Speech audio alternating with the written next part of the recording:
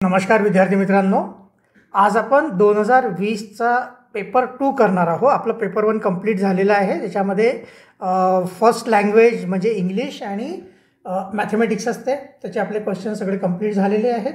ठीक आहे. आज आपण आता पेपर 2 बघणार आहोत, ज्याच्यामध्ये तुमचं थर्ड लँग्वेज म्हणजे मराठी असते आणि इंटेलिजंट टेस्ट असते. तर आज आपण याच्यामधले जे लँग्वेज आहे थर्ड लँग्वेज मराठी, त्याचे 25 क्वेश्चन्स करणार आहोत.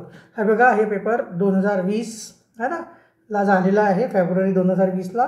ठीक आहे.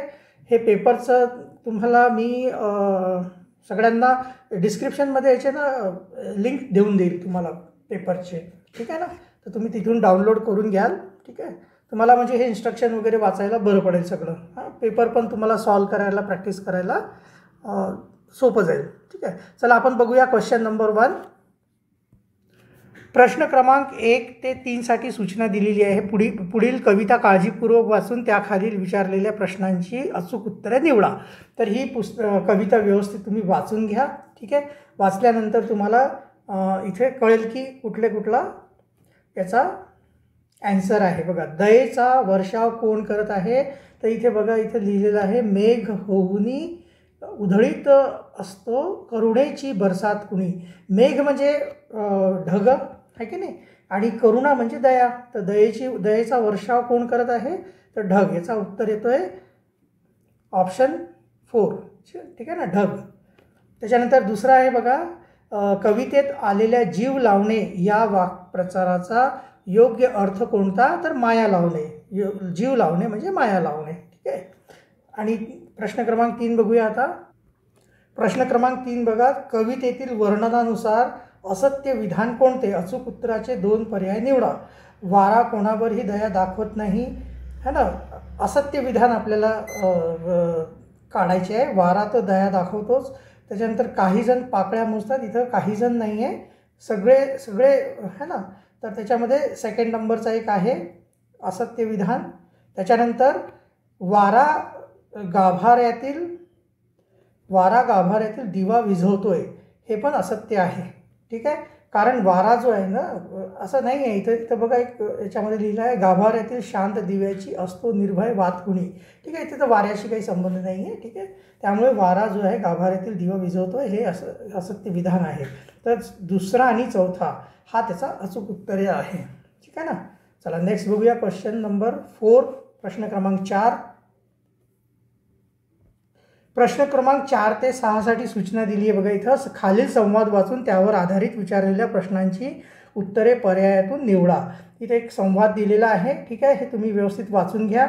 इथे एक 2 लहान मुलं आहेत, त्यांचे मामा येतात. ठीक आहे.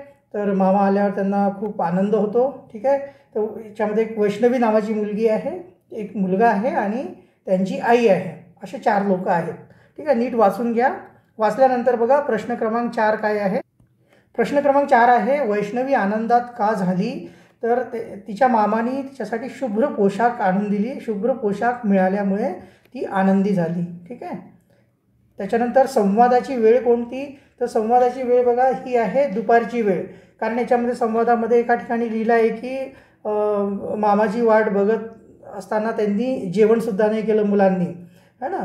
तर म्हणजे दुपारी सकाळचं त्यांनी जेवण केलंच नाही. दुपारपर्यंत त्यांचे मामा आले तोपर्यंत ते उपाशीच होते. ठीक आहे. त्याच्यानंतर वरील संवादात एकूण किती व्यक्तींनी प्रत्यक्ष सहभाग घेतला आहे? तर 4 व्यक्तींनी याच्यामध्ये सहभाग घेतला आहे. कोण? आई, 2 मुलं आणि मामा. ठीक आहे. चला नेक्स्ट बघूया आता क्वेश्चन नंबर 7. प्रश्न क्रमांक 7 बघा, आरसा या शब्दाचा योग्य समानार्थी शब्द पर्यायातून निवडा. तर आरशाला दर्पण असे म्हणतात. ठीक आहे. तर हे 3ऱ्या क्रमांकाचं जे पर्याय आहे तो त्याचा उत्तर आहे. पर्याय क्रमांक 3 दर्पण. ठीक आहे. पुढील पैकी कोणत्या पर्यायातील शब्दांची जोडी विरुद्धार्थी नाही? प्रश्न क्रमांक 8 आहे, पुढील पैकी कोणत्या पर्यायातील शब्दाची जोडी विरुद्धार्थी नाही? म्हणजे दोन्ही अर्थ सारखे आहे. जसं खर्च आणि जमा हे विरुद्धार्थी आहे. ठीक आहे. सान आणि मोठा हे विरुद्धार्थी आहे. हर्ष आणि दुःख हे विरुद्धार्थी आहे. पण उपकार आणि परोपकार हा जो 2ऱ्या नंबरचा जो पर्याय आहे ते विरुद्धार्थी नाही आहे. उपकार आणि परोपकार एकच शब्द आहे की उपकार करणे, परोपकार म्हणजे दुसऱ्यांचा उपकार करणे. ठीक आहे ना. तर त्यामुळे याचा उत्तर येतोय प्रश्न क्रमांक 8चा उत्तर आहे पर्याय क्रमांक 2 उपकार परोपकार. प्रश्न क्रमांक 9 बघा, पुढीलपैकी शुद्ध शब्द ओळखा. तर याच्यामध्ये शुद्ध शब्द येतोय बघा पारितोषिक, दुसऱ्या क्रमांकाचा शुद्ध शब्द येतोय, कारण इथं दुसरी विलांटी लागली आहे, इथं पण दुसरी विलांटी लावली आहे, आणि इथं जो षटकोणाचा न घेता इथं याचा घेतला आहे ना. ठीक आहे, चला प्रश्न क्रमांक 10 बघा, स्वीकार, लोटांगण, येऊन, अवचित, माहिती, आवाहन, ज्येष्ठता या शब्दांमध्ये एकूण किती शब्द अशुद्ध आहे. याच्यामध्ये जवळपास सगळे शब्द हे आहे बघा. स्वीकार पण अशुद्ध आहे, ठीक आहे ना. दुसरी विलांटी पाहिजे होती, लोटांगण नच्या जागी न पाहिजे होतं, येऊन नसते येऊन हे पण चुकीचं आहे, ठीक आहे. बहुतेक अवचित बरोबर आहे, माहिती चुकीचं आहे, आवाहन नाही आहे, आवाहन असते, ठीक आहे. आणि ज्येष्ठता नाही, ज्येष्ठता ए असं हा पण चुकीचा आहे. तर असे टोटल बघा 6 शब्द जे आहे ते अशुद्ध आहे, ठीक आहे. चला नेक्स्ट बघूया क्वेश्चन नंबर 11. प्रश्न क्रमांक 11 बघा, पुढील अर्थाचा योग्य शब्द पर्यायातून निवडा. राष्ट्रीय किंवा वीर वृत्तीची कविता म्हणणारा त्याला आपण काय म्हणत असतो, शाहीर. जसे आपले महाराष्ट्र शाहीर कोण आहेत, शाहीर कृष्णराव साबळे, ज्यांनी आपलं जे राज्यगीत आहे जय जय महाराष्ट्र माझा ते त्यांनी म्हटलेलं आहे, ठीक आहे. ते शाहीर आहेत, महाराष्ट्र शाहीर आहेत ते, ठीक आहे. त्याच्यानंतर प्रश्न क्रमांक 12 बघा, सल्ला देणे या अर्थाचा वाक्प्रचार पर्यायातून निवडा. तर सल्ला देणे म्हणजे कानमंत्र देणे, ठीक आहे. त्याच्यानंतर आता प्रश्न क्रमांक 13 बघा. प्रश्न क्रमांक 13 बघा, पुढील आकृतीत लपलेल्या अर्थपूर्ण म्हणीतील मध्यभागी येणारे अक्षर कोणते. तिथं एक आपल्याला आकृती दिली आहे, तिथं वेगवेगळे शब्द लिहिलेले आहेत, ठीक आहे. तर याच्यापासून एक आपल्याला म्हण तयार करायची आहे. तर याच्यापासून कुठली म्हण तयार होते बघा, याच्यापासून तयार होणारी म्हण आहे मऊ सापडले, मऊ सापडले म्हणून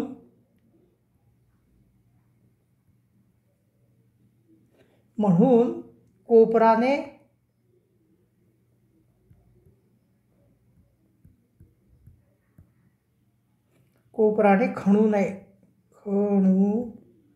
नये ही म्हण तयार होते याच्यातून, ठीक आहे ना.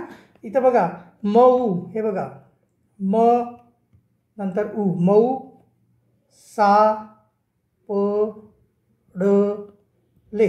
सापडले है ना, म्हणून, ठीक आहे.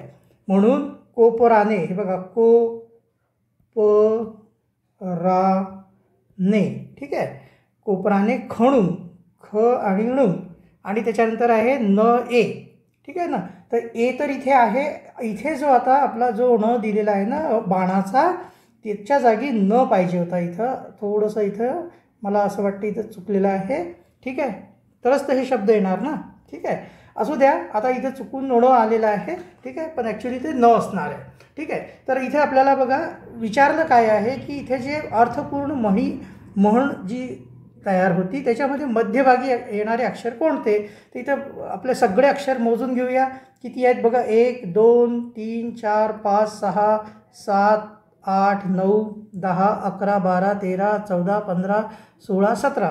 17 म्हटल्यावर 8 इकडे असणार आहे, 8 इकडे असणार आहे, मध्ये 1 आहे ना. तर कुठले बघा 1 2 3 4 5 6 7 8, 1 2 3 4 5 6 7 8, फक्त 9वा नंबर इकडं न येतो. आणि इकडून पण बघा 1 2 3 4 5 6 7 8 आणि बरोबर सेंटरमध्ये न येतो. त्याचा उत्तर आहे पर्याय क्रमांक 3 न, ठीक आहे. चला पुढील प्रश्न बघूया.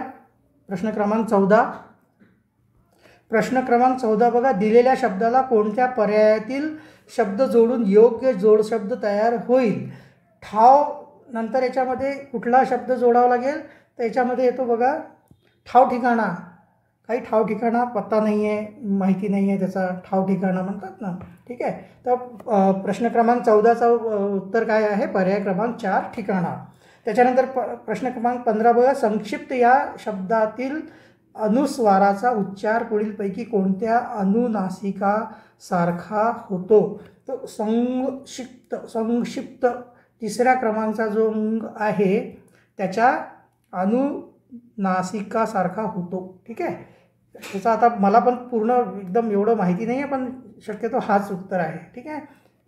तुमचं ॲन्सर शीटमध्ये पण हाच उत्तर दिलेलं आहे. त्याच्यानंतर बघा प्रश्न क्रमांक 16, पुढीलपैकी कोणत्या पर्यायातील दिलेला शब्द त्यापुढे दिलेल्या अर्थांनी वापरला जातो? उत्तराचे 2 अचूक पर्याय निवडा. तर इथं बघा, घाव जो शब्द आहे त्याला जखम आणि आघात दोन्ही म्हणतात, तर हा एक आहे, ठीक आहे. दुसरा हे दर, किंमत तर बरोबर आहे पण भक्ती होत नाही. भार जो आहे तो वजन पण होतो आणि समुदाय पण होतो, म्हणजे पहिला आणि तिसरा हे जो शब्द आहे हे ते है ना, त्याचे 2 उत्तर आहेत, ठीक आहे. 2 अचूक उत्तर आहे, ठीक आहे. प्रश्न क्रमांक 16चे उत्तर आहे पर्याय क्रमांक 1 आणि 3. चला पुढचा बघूया प्रश्न क्रमांक 17. प्रश्न क्रमांक 17 बघा, पुढीलपैकी उभयान्वयी अव्यय कोणते नाही? याचा मला तर व्यवस्थित काही माहिती नाही याबद्दल. तुम्ही टीचरकडून तुम्ही माहिती करून घ्या. फक्त याचा उत्तरपत्रिकेमध्ये जो दिलेला आहे तो आहे चौथा जी, ठीक आहे. प्रश्न क्रमांक 18 बघा, छोट्याशा विक्रमला त्या मुलांची खूप दया आली या वाक्यात एकूण किती नामे आली आहेत? तर इथे बघा, नामे म्हणजे नावं, ठीक आहे ना. तर इथं बघा विक्रमला, तर हे विक्रम जे आहे हा नाम आहे आणि मुलांची म्हणजे हे पण एक नाम आहे, ठीक आहे ना. फक्त इथं मला तर 2च दिसतं आहे, ठीक आहे ना. त्या मुलांची खूप दया आली, मला तर 2च दिसत आहे तिथं. तरी तुम्ही बघा याचं उत्तर जो दिलेला आहे उत्तरपत्रिकेमध्ये पर्याय क्रमांक 2 दिलेला आहे, 3, ठीक आहे. चला नेक्स्ट बघूया क्वेश्चन नंबर 19 बघा. प्रश्न क्रमांक 19, मातीमध्ये अनेक प्राण्यांची पावले उमटलेली दिसत होती या वाक्यातील अधोरेखित शब्दाचे लिंग ओळखा. पावले म्हणजे पाऊल आणि त्याचा जो आहे तो कुठल्याच याच्यासाठी वापरला नाही जाते, स्त्रीलिंग पुल्लिंग नाही आहे, तो नपुसक लिंग आहे, ठीक आहे. त्याच्यानंतर प्रश्न क्रमांक 20 बघा, छंद या नामाचे वचन ओळखा. तर याचे वचन जे आहे उभय वचन आहे, है ना. एक वचन पण आहे, बहुवचन साठी पण छंद वापरला जातो, म्हणून उभय वचन आलं आहे, ठीक आहे. चला नेक्स्ट बघूया क्वेश्चन नंबर 21. प्रश्न क्रमांक 21 बघा, पुढील वाक्यातील कोणते विरामचिन्ह द्यायचे राहिले आहे? सारा गाव एक सुरात बोलत होता, रुखी तू तर आज कमालच केलीस. कमालच केलीस म्हणजे एक आश्चर्यकारक, सगळ्यांना आश्चर्य झालेलं आहे पूर्ण गावाला. तर आश्चर्यवाचक चिन्ह इथं असायला पाहिजे, म्हणजे हा चिन्ह जो आहे इथे एक्सक्लेमेटरी साईन म्हणजे ऑप्शन नंबर 2 है ना.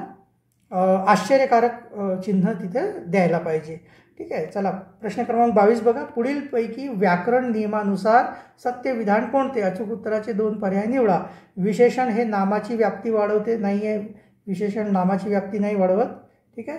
सर्वनाम हे नामाऐवजी येते, बरोबर आहे, नामाऐवजी सर्वनाम येत असते, ठीक आहे. त्याच्यानंतर लिंग, वचन अथवा विभक्ती यामुळे या ज्या शब्दांचा रूपात बदल होतो त्या शब्दांना अव्यय म्हणतात, हे पण बरोबर नाही आहे. नाम नसेल तर सर्वनामाला स्वतःचा अर्थ नसतो, हे पर्याय बरोबर आहे. तर याचं उत्तर येतो आहे पर्याय क्रमांक 2 आणि 4 प्रश्न क्रमांक 22चा. प्रश्न क्रमांक 23 बघा, तेजसने सुटकेचा निश्वास टाकला या वाक्याचे साध्या वर्तमान काळात रूपांतर करा. तर याचा उत्तर येतो पर्याय क्रमांक 1, तेजस सुटकेचा निश्वास टाकतो, ठीक आहे. चला प्रश्न क्रमांक 24 बघूया. प्रश्न क्रमांक 24 बघा, पुढीलपैकी शांता शेळके यांचा काव्यसंग्रह कोणता? तर शांता शेळके जे आहे त्यांचा काव्यसंग्रह आहे गोंधळ, ठीक आहे. त्याच्यानंतर प्रश्न क्रमांक 25 बघा, आत्मचरित्र व त्यांचे लेखक यातील अयोग्य जोडी कोणती? तर याच्यामध्ये अयोग्य जोडी येते बघा पर्याय क्रमांक 2, ठीक आहे. कऱ्हेचे पाणी जे आहे ते आचार्य प्रल्हाद केशव अत्रे यांचं आत्मचरित्र आहे त्याच्यामध्ये, केशव अत्रे. ठीक आहे, हे यांचं कऱ्हेचे पाणी आहे. ठीक आहे, बाकी तर सगळे बरोबर आहे. कृष्णाकाठ यशवंतराव चव्हाण आहे, माझी जन्मठेप सावरकर आणि अग्निपंख जे आहे अब्दुल कलाम आझाद. ठीक आहे, तर बाकी सगळे बरोबर आहे. फक्त दुसरा क्रमांक जो आहे तो चुकीची जोडी होती. ठीक आहे, कऱ्हेचे पाणीचे जे लेखक आहे ते आहे प्रल्हाद केशव अत्रे. तर अशा प्रकारे आपले 25 क्वेश्चन कंप्लीट झाले. ठीक आहे, नेक्स्ट व्हिडिओमध्ये आपण इंटेलिजंट टेस्टचे 26 पासूनचे पुढचे प्रश्न बघूया. ठीक आहे, तर भेटूया आपण पुढल्या व्हिडिओमध्ये. धन्यवाद.